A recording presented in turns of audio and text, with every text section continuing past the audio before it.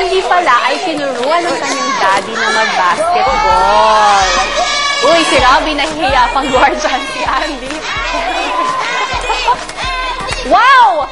Tama ba yung nakita ko? Nag-dribble siya sa gitna ng legs niya? Wow, talaga naman. Ang powerful si Andy. Outside. Okay. Outside. Outside. Okay. Gusto ko muna kayong kwentuhan.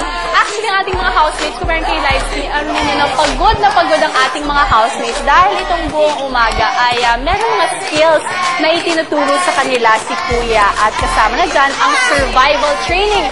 Tulad ng natuto silang magluto gamit ang palayok at saka tungko. Alam mo, ngayon ko lang natutunan yung word na yan. Ano yung tungko?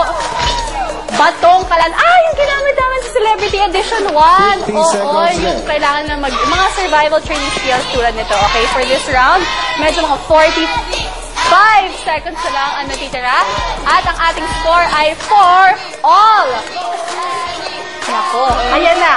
Robbie has 6-4 in favor of Robbie. Ibig sabihin, 6-4. Tingnan yung mukha ni Robbie in terms of challenge talaga siya. Okay. Babalikan ko aking kwento tungkol sa survival training ng ating mga housemates. Tinuruan din sila na gumawa ng utensils, diba, out of bamboo. Yan ang maganda dito sa teen edition ni Kuya Rani. Tinuturo ng mga skills na yan sa ating mga housemates. Okay, 15 seconds. Ano na yung score? 6-4 pa rin in favor of Robbie. Robbie, pagbigyan mo na. 5. Talaga, 4. Ay, pinakaw na niya yung bola. Sa kanya na lang daw. Zero shot pa. Ay, yan. So, the score, 6-4 naman si Robbie.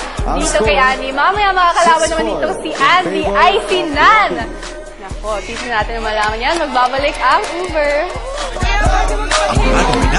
Sino ang gusto mong iligtas sa eviction? Father's Day kahapon, kaya naman para mabigyan ng pagkakataon ng mga housemates na walang guardians na makausap ang kanilang ina, ay isang hamon ang ibinigay ni Kuya. Bibigyan ko ng pagkakataon ang isa sa inyo na makausap ang kanyang ina. Mahilig ba kayo sa jigsaw puzzle? Pinagsama-sama ang mga picture puzzle para muli nilang buuin. Game na ba kayo, housemates? My mom. Dalawang mukha.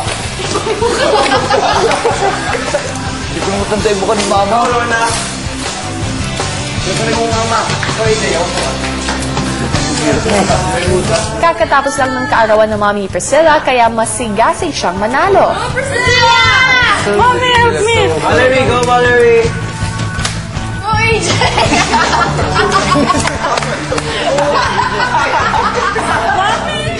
Nice, go! AJ, asan na Mami mo? Dito! Lakad ka! Go! Mami mo! Ron! I think ito. Sige, Ron! Pero ang nanalo, si Rona. Yan ba?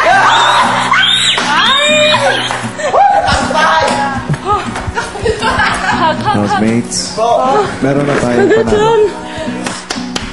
Dahil ikaw ang nanalo, magkakaroon ka ng pagkakataong mabati ang iyong ina ngayong Mother's Day.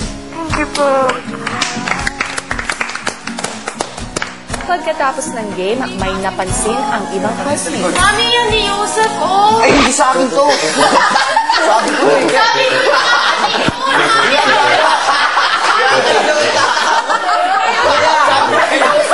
Ano yan? Kuya! Kaya naman binubuhat ka hindi. Sabi ko, kuha niya ko! Ibang nanay pa lang binuha. EJ, itong nanay mo, EJ. Buuin ka nanay mo. Ito, buuin ka nanay mo. Yan! Mami na siya! Mami mo na yan? Ito na. Ito na! Tama na ba? Tama na! Ito na po siya. EJ, sinasadya mo bang kalimutan ng mama mo?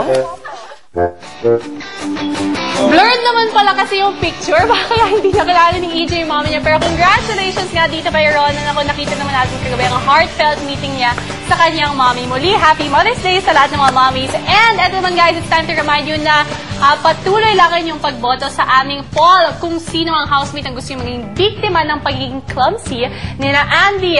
Just text BB Paul space, name of housemate. Yan nga, A for Alex, D for EJ, C for Nan, and D for Robbie. And send that to 2366 for Globe, PM, and Sun, and 231 for Smart and Talk and Text. Konting oras na lang titira, kaya keep on voting at mamaya sasabihin namin sa inyo ang results. At eto naman, we are very happy na kasama natin dito sa studio ngayon, Yosef and Tita Ana. Hi! Hi guys! So how is it, Yosef? First day pagkatapos sa labas ng bahay ni Kuya? Sarap ng feeling, sobra. Talaga? Sabi mo nakapag-celebrate ka nga ng Mother's Day Yeah, with your with my family mom. yesterday. O eto naman, Yosef. Siyempre naging medyo sensitive topic din to paglabas mo ng bahay ni Kuya. Nagkausap na ba kayo ng girlfriend mo? Wala pa kaming time kasi yun nga, spend ko yung time ko with my family muna. Do you think naisip mo pa na, yun nga, kausapin mo siya or may pag-uusapan pa ba kayo for you? Pero of course, gusto ko pa rin siya kausapin to clear things up nga. Mas okay naman na mapag-usap kami. Oh, that's good. Oh, sana magkaroon ka, syempre, ng time for that. Pero eto naman, syempre, bago ka lumabas, meron ba kayong naging parang pag-uusap nitong si Nicole na parang, yun nga, ayun. Oh, sorry. May naging pag-uusap ba kayo? Kasi nakachika ko siya, di ba si Luis, nakausap niyo kami ni Maria, nakausap namin yung girls. So, meron ba kayong mga naging pag-uusap na, uy, paglabas, ganyan?